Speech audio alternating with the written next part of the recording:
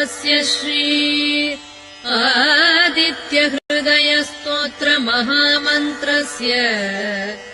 अगस्त्यो भगवान् ऋषिः अनुष्टुप्छन्दः श्रेयादियात्मा सूर्यनारायणो देवता निरस्ताशेषविघ्नतया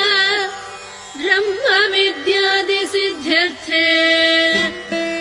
सर्वत्र जयसिद्ध्यर्थे जपे विनियोगः ध्यानम् जयतु जयतु सूर्यम् सप्तलोकैकदीपम् किरणशमितपापक्लेशदुःखस्य नाशम्